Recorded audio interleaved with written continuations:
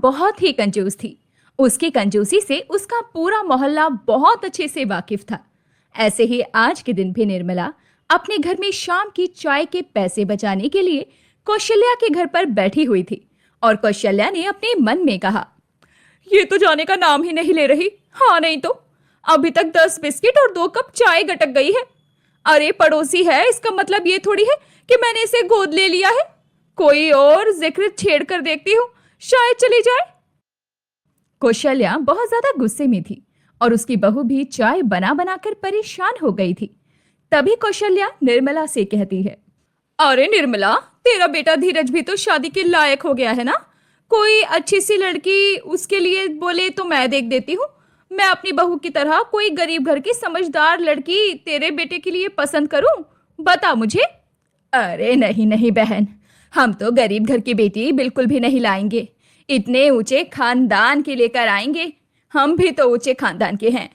पैसों की या किसी चीज की कमी थोड़ी है हमारे घर में। हम तो बहुत अच्छे खानदान की लड़की लेकर आएंगे। हाँ, पैसों की कोई कमी नहीं है, तभी तो कंजूसी करते हुए दूसरों के घरों में रोज चाय पीने आ जाती है।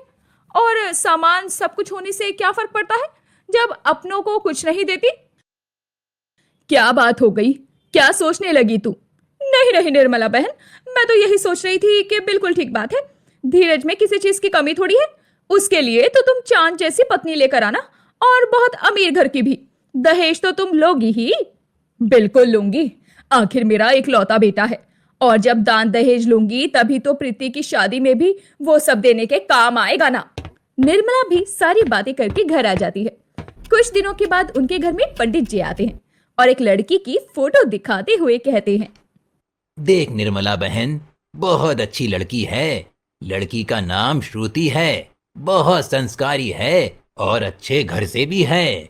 हम तो बिना दहेज के शादी नहीं करेंगे। ये बताइए पंडित जी कि लड़की लेकर क्या क्या आएगी। ये बात सुनकर प्रीति और धीरज हैरान रह जाते हैं, क्योंकि कभी भी उन्होंने इस चीज की उम्मीद नहीं की थी। उसकी माँ वैसे तो बहुत ज्यादा कंजूस थी और पंडित के आगे भी चाय नाश्ते की जगह सिर्फ पानी का ग्लास रखकर बैठी हुई थी। वो ऐसा बोलेगी, माँ आप कैसी बातें कर रही हो? अगर हम दहेज लेंगे तो कल को दुनिया क्या कहेगी? और फिर मेरे होने वाले ससुराल वालों ने भी तो दहेज मांगा, फिर क्या करोगी? मान ले मैंने दहेज नहीं लिया, लेकिन फिर भी जहां तेरा रिश्ता आगे जाकर तय होता है, मान लो उन्होंने दहेज मांगा तो, इसलिए जो मैं कर रही हूँ मुझे करने दे। ठीक है माँ, समझ में आ गया कि आपको जो करना है वो तो आप करके ही रहोगी, क्योंकि आप हमेशा अपनी मनमानी करती हो। पर जरा ये भी तो बता दो कि हमारे घर में किसी चीज की कमी नहीं है। आप लेंगी क्या? घर में एक गाड़ी की जरूरत है, वो है, एक बाइक भी है और फर्नीचर का भी सारा सामान है। लेकिन निर्मला तो बहुत चतुर थी। वो पहले से ही सोच कर बैठी थी कि उसे दहेज में क्या चाहिए, और उसने कहा, अरे बच्चों, इसमें सोचने वाली बात क्या है? मैं तो बहू के ससुराल वालों से एसी मांगूंगी, वो भी हर कमरे के लिए। अरे सोच, समाज में कितनी इज्जत होती है उन लोगों की जिनके घरों में एसी लगा होता है। कोई बात नहीं बहन जी, मैं उन लोगों को जरा बता देता हूँ कि आप लोगों की ये डिमांड है। बाकी जैसी उनकी इच्छा, अब जरा कुछ दान दक्षिणा मिल जाती तो। अरे रे रे पंडित जी, आपने ही तो 1 हफ्ता पहले घर आकर कहा था कि जोड़ियां तो ऊपर वाला बनाता है, और जब जोड़ियां ऊपर वाला बना रहा है तो दान दक्षिणा आप क्यों लेंगे? पहले शादी हो जाए, उसके बाद देखते हैं। अब ऐसा ही होता है। दूसरी तरफ जहां श्रुति के घर वालों को निर्मला की डिमांड के बारे में पता चलता है, तो उसकी माँ आशा कहती है, कैसे लालची लोग होंगे जो अभी से डिमांड कर रहे हैं। आगे क्या करें? आप इस शादी के लिए मना कर दीजिए। आशा पंडित जी से ये बोल ही रही थी, लेकिन पंडित जी ने तो पहले ही धीरज की तस्वीर दिखाकर श्रुति के मन में धीरज के लिए जगह बना दी थी। और श्रुति ने कहा, माँ मुझे धीरज पसंद है। इतने महीनों के बाद ही तो कोई लड़का मुझे शादी के लिए पसंद आया है।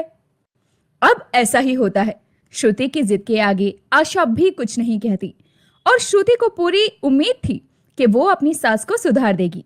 अब श्रुति भी शादी करके अपनी ससुराल आ जाती है। आज श्रुति का गृह प्रवेश था। तभी पड़ोसन कौशल्या ने धीरे से निर्मला से कहा, क्या बात है, कंजूस सास के घर में एसी वाली बहू आ ही गई। अब तो निर्मला के हर कमरे में एसी होगा।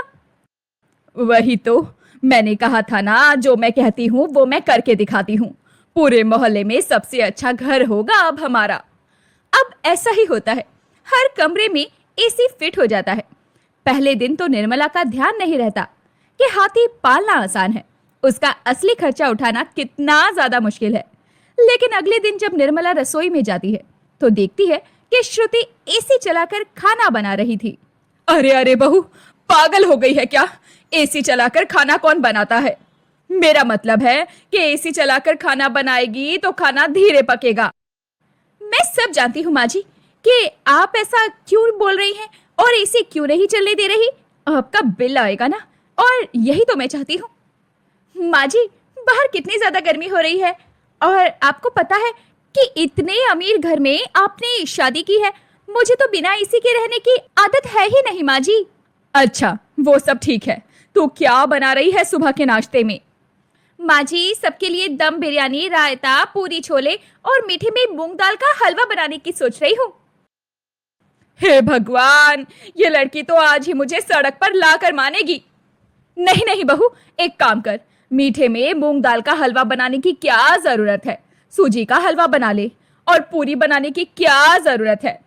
कुछ दिन तो सभी ने शादी वाले घर में तेल वाला खाना ही खाया है, कुछ और बना ले। तू एक काम कर, सब लोगों के लिए खिचड़ी और सूजी का हलवा बना ले। माँ जी, क्या आप सच बोल रही हो? खिचड़ी और हलवा सब खा लेंगे ना? अब जो बोला है वो बना ले, ज्यादा बहस करने की जरूरत नहीं है। निर्मला ये बोलकर चली जाती है, लेकिन श्रुति भी अपने आप में ही कमाल थी। वो फिर से रसोई का एसी चला लेती है और खुद से कहती है, माँ जी को भी मैं बताऊंगी कि घर के अंदर शेर को सवा शेर मिला है, और फिर उन्हें समझ में आएगा कि वो मुझे कमजोर या बेवकूफ समझकर कितनी बड़ी गलती कर रही हैं। अब ऐसा ही होता है।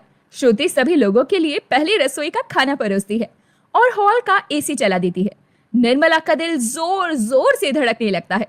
निर्मला जैसे ही रिमोट से एसी बंद करने लगती है, तभी उसकी बेटी प्रीति कहती है, माँ, अब जब भाभी के मायके वालों से बोलकर ये एसी लगवाया है तो इसे चलने दो ना। थोड़ी देर में वैसे भी मैं तो कॉलेज निकल जाऊंगी। हाँ हाँ ठीक है, जो तू इतनी जिद कर रही है तो कमरा ठंडा होने तक एसी को चलने दे, लेकिन उसके बाद में इसे बंद कर देना। अब श्रुति जैसे ही बर्तनों से ढक्कन हटाती है तो हर कोई हैरान रह जाता है, क्योंकि श्रुति ने खिचड़ी बनाई थी, लेकिन उसके अंदर बहुत सारा घी डाला हुआ था, जो कि खिचड़ी में अलग से तैर रहा था। निर्मला के दिल की धड़कनें तेजी से बढ़ने लगती है। दूसरी तरफ वो देखती है कि जो उसने सूजी का हलवा बनाया था उसमें ढेर सारे ड्राई फ्रूट्स थे। अरे वाह भाभी, ये खाना तो बहुत ज्यादा टेस्टी लग रहा है। कमाल का खाना बनाया है आपने।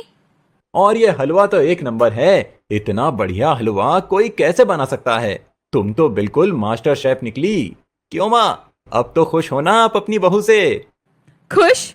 क्या खुश? अरे कोई भी इंसान हलवे के अंदर इतना सारा घी और ड्राई फ्रूट्स डालता है क्या? ऊपर से मेरी खिचड़ी के अंदर भी कितना सारा घी है। ऐसा लग रहा है जैसे घी और ड्राई फ्रूट्स के अलावा इसमें कुछ डाला ही नहीं है। अरे माँ जी, अब आपको ये बात बतानी पड़ेगी क्या? इस तरह का खाना बनाना तो अमीर लोगों की निशानी होती है। अब अमीर बहू लेकर आई हो तो थोड़ी अमीरी तो दिखानी पड़ेगी ना माँ जी। श्रुति की बात सुनकर निर्मला भी चुप हो जाती है, और ऐसे ही अगले दिन प्रीति ने श्रुति से कहा, भाभी, माँ मुझे बोलकर गई है कि आज आपकी मुंह दिखाई की रस्म है, तो आपको सब लोगों के लिए कुछ नाश्ता बनाना है। एक काम करते हैं, सब लोगों के लिए समोसे बना लेते हैं। सब लोगों को समोसे पसंद आएंगे, और तुम तो माँ जी का व्यवहार जानते ही हो ना। भाभी, आप ना सच में वंडरफुल हो, बहुत समझदार हो। समोसे ही सबसे बेस्ट होंगे। आप तैयारी कर लो, तब तक माँ भी मंदिर से वापस आ जाएगी। अब ऐसा ही होता है। श्रुति समोसे बनाने की तैयारी करने लगती है। वह सोचती है कि इस बार अपनी कंजूस सास को ज्यादा परेशान ना करे और मुंह दिखाई की रस्म बिना लड़ाई के निपट जाए। लेकिन निर्मला के दिमाग में तो कुछ और ही चल रहा था। वो रसोई में आती है और कहती है, अरे बहू, ये क्या कर रही है? ये कुकर के अंदर आलू क्यों चढ़ाए हुए है तूने? और इतने सारे आलू का करेगी क्या तू? माँ जी, प्रीति ने मुझे बताया था कि आज मेरी मुंह दिखाई की रस्म है, तो मैंने सोचा सब लोगों के लिए समोसे बना देती हूँ। सब लोग पेट भर कर खा भी लेंगे और खुश भी हो जाएंगे। इस प्रीति को बोलने से अच्छा है कि मुझे खुद ही तुझे समझाना चाहिए था। ये सब कुछ करने की जरूरत नहीं है। तुझे पता भी है समोसा कितना महंगा आता है, और अगर किसी आस पड़ोस वाले ने 2 समोसे खा लिए तो और ज्यादा नुकसान हो जाएगा। हम सिर्फ उन्हें चाय और बिस्किट देंगे। माँ जी, आप कैसी बातें कर रही हो? क्या मेहमानों को भी कोई चाय और बिस्किट में विदा करता है? देख, मैं तेरी सास हूं, तू मेरी सास नहीं है, इसलिए मुझे समझाने की कोई जरूरत नहीं है। तुझे जितना बोला गया है उतना ही कर। निर्मला ये बोलकर चली जाती है। श्रुति समझ जाती है कि घी सीधी उंगली से नहीं निकलने वाला। अब श्रुति ऑनलाइन डिलीवरी ऐप से बहुत सारी तरह के बिस्किट्स मंगवा लेती है, और थोड़ी ही देर में घर में आस पड़ोस के लोग भी मुंह दिखाई की रस्म के लिए आ जाते हैं। लेकिन जैसे ही प्रीति उन सबको नाश्ता परोसती है तो निर्मला के दिल की धड़कनें बढ़ जाती है, और वो अपने मन में कहती है, हे भगवान, मैंने अपनी बहू रानी को बोला था कि सभी मेहमानों को चाय और बिस्किट खिलाते हैं, लेकिन ये नहीं कहा था कि हर मेहमान के लिए 5 तरह के बिस्किट होने चाहिए। ये लड़की तो मुझे बर्बाद करके मानेगी। पड़ोसी तो इतनी तरह का नाश्ता देखकर बहुत ज्यादा खुश हो जाते हैं, और निर्मला की एक पड़ोसन नंदिता कहती है, क्या बात है, वैसे तो निर्मला के घर में अगर ठंडा पानी भी पीने को मिल जाए तो बहुत गनीमत होती थी, और आज इतनी तरह के बिस्किट खाने को मिल रहे हैं। बस फिर क्या था। वहीं पर कौशल्या भी बैठी हुई थी, जो कि निर्मला के इस व्यवहार को अच्छे से जानती थी। अब उसी ने तो निर्मला को पट्टी पढ़ाकर एसी वाली डिमांड करवाई थी। वो जानबूझकर निर्मला के आगे बोलती है, अरे निर्मला, कहीं अपनी कंजूसी की वजह से तूने बस ये एसी सजाने के लिए तो नहीं रखी है ना? इन्हें चलाती भी है तू? क्या बताऊं आंटी जी, हमारे घर में तो एसी बंद ही नहीं होता। अब मेरे मायके से मेरी प्यारी सी माँ जी ने इतने सारे एसी मंगवाए हैं, तो उन्हें वेस्ट थोड़ी करेंगे, इसलिए हम तो एसी चला कर ही रखते हैं। और बिल की क्या चिंता, हमारे घर में तो किसी चीज की कमी थोड़ी है। ये तो बहुत अच्छी बात है। ठीक है, हमारे घर में तो बहुत बिजली का बिल आता है। ऐसा क्या करो कि जब भी मेरा मन किया करेगा एसी में बैठने के लिए तो मैं तुम्हारे घर आ जाया करूंगी। आंटी जी, इसमें कोई पूछने वाली बात है क्या? बस आप ही क्यों, आप में से जिसको भी एसी के अंदर बैठने का मन करे, आप निश्चिंत होकर हमारे घर आ जाना। मेरी माँ जी का दिल बहुत बड़ा है। निर्मला सभी लोगों के आगे इज्जत की वजह से कुछ नहीं बोल पा रही थी। वही श्रुति ने निर्मला की इज्जत के झंडे गाड़ने के नाम पर उसकी बहुत बेइज्जती कर दी थी। थोड़ी ही देर में जब सारे आस पड़ोसी बहू की मुंह दिखाई करके चले जाते हैं तो निर्मला श्रुति पर गुस्सा करते हुए कहती है, ये सब क्या है बहू? मैंने तुझे बोला था कि सभी मेहमानों को चाय और बिस्किट देने हैं, और तूने क्या किया? अरे माँ जी, आपने कहा था सभी मेहमानों को चाय और बिस्किट देने हैं, और मैंने सभी मेहमानों को चाय और बिस्किट ही दिए, और मैंने तो कुछ भी नया नहीं किया। अरे मूर्ख लड़की, चाय बिस्किट दिए वो सब तो समझ में आता है, लेकिन इतनी तरह के और इतने महंगे चाय बिस्किट देने की क्या जरूरत थी? मैंने तुझे ये करने के लिए कब कहा था? क्या माँ जी, आप भी, अगर मैं ऐसा नहीं करती तो सब लोगों को ये लगता ना कि आप बहुत ज्यादा कंजूस हैं, और मैं अपनी सास की बदनामी होते हुए कैसे देख सकती थी? इसलिए मैंने 4-5 तरह के बिस्किट रखे, और आपको पता है काजू वाले बिस्किट सबको बहुत पसंद आए। कुछ लोग तो पैक करवा कर भी लेके गए। कुछ ना कुछ तो उपाय करना पड़ेगा, वरना ये जो एसी का बिल इसी तरह से आए जा रहा है, एक दिन ये बिल मेरी नैया डुबो कर मानेगा। अब ऐसा ही होता है, जब पूरा परिवार अगले दिन सो रहा होता है, तभी रात को एक काली परछाई चुपके से रसोई की तरफ बढ़ती है। नहीं नहीं, ये कोई चोर नहीं था, बल्कि ये तो निर्मला थी। निर्मला रसोई में जाती है और कहती है, चलो कम से कम इस रसोई के एसी का तार ही काट देती हूँ। ना रसोई में एसी रहेगा, ना ही फालतू का बिल आएगा, वरना बहू तो 1 महीने के अंदर ही मेरी नैया डुबो देगी। अब ऐसा ही होता है, निर्मला एसी का तार काट देती है और खुशी खुशी वापस अपने कमरे में आकर सो जाती है।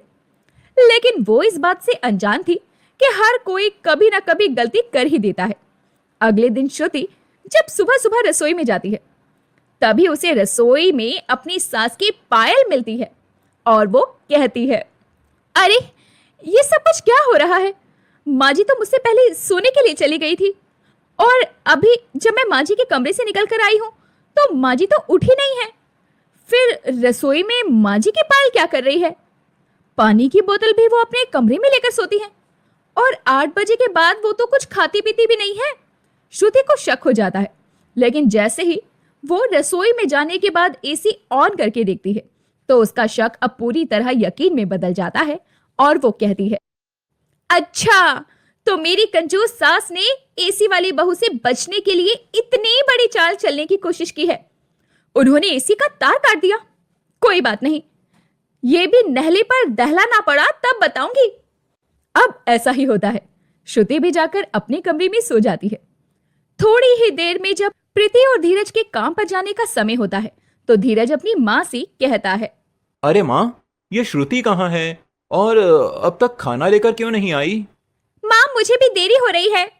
तभी श्रुति बाहर से खाना ऑर्डर करके मंगवाती है, सब लोगों को परोस देती है। ये खाना देखकर निर्मला हैरान हो जाती है और बोलती है, ये सब क्या है बहू? आखिर तूने ये बाहर से खाना क्यों मंगवाया है? तूने खाना खुद क्यों नहीं बनाया? माँ जी, आप तो जानती हो ना कि मुझे एसी की आदत है। अब मैं बिना एसी के काम कैसे कर सकती हूँ, इसलिए मैंने खाना बाहर से मंगवा लिया। पता नहीं कैसे रात को एसी खराब हो गया। ऐसा कैसे हो सकता है? ये एसी इतनी जल्दी खराब कैसे हो सकता है?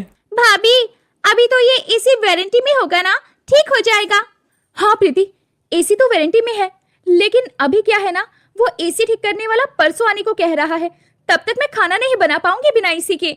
श्रुति ये बोलकर प्रीति को आंख मारती है और प्रीति भी सब समझ जाती है और कहती है, हाँ माँ, खाना तो मैं भी नहीं बना पाऊंगी। मेरे ऑफिस में भी तो बहुत काम रहता है ना। अब तो माँ को ही सब कुछ संभालना पड़ेगा। अब ऐसा ही होता है। 2 दिन के लिए निर्मला को ही रसोई में गर्मी में खाना बनाना पड़ता है। निर्मला खाना बनाते हुए बहुत ज्यादा परेशान हो गई थी और खुद से कहती है, कभी सोचा नहीं था कि इस तरह ये चाल मुझ पर ही भारी पड़ जाएगी और मुझे ही सब कुछ अकेले संभालना पड़ेगा। हे भगवान, मैंने ये चाल चली ही क्यों थी? अब ना जाने वो इसे ठीक करने वाला कब आएगा। ऐसा ही होता है। निर्मला किसी तरह 2 दिन अकेले खाना बनाती है। वहीं श्रुति सारा दिन एसी चलाकर कभी सोफे तो कभी दूसरे कमरे में बैठी रहा करती। एक दिन एसी वाला आता है और एसी की जांच करने के बाद निर्मला और श्रुति से कहता है, जी देखिए, ये एसी ठीक हो जाएगा, लेकिन इसे ठीक करने में 5,000 का खर्चा आएगा। किस बात के 5,000? अभी तो एसी नया है और वारंटी में है, फिर इसका खर्चा क्यों आएगा भाई? देखिए बहन जी, अगर एसी के अंदर कोई दिक्कत होती है तो कंपनी उसकी गारंटी देती है। किसी ने इसके तार को काटा है तो इसीलिए कंपनी इसकी गारंटी क्यों देगी? कोई बात नहीं भैया, अब जितने पैसे लगे लेकर इसे ठीक कर दो। मेरी सास पैसे दे देगी। मेरी सास ने थोड़ी ना एसी का तार काटा है, जरूर किसी चूहे ने काटा होगा। निर्मला बहुत ज्यादा परेशान हो गई। उसने एसी ठीक करवाया और 5,000 एसी वाले को दे दिए और अपने मन में बोली, आज के बाद कभी बिना दिमाग लगाए कुछ नहीं करूंगी। कितनी बड़ी मुसीबत में पड़ गई आज मैं। नहीं नहीं, बहुत बड़ी गलती हो गई मुझसे तो। निर्मला की जान अटक जाती है, लेकिन वो फिर भी किसी तरह से वो एसी ठीक तो करवा लेती है ताकि कम से कम उसे खाना तो ना बनाना पड़े। लेकिन उसे सुबह अखबार पढ़ने की आदत थी।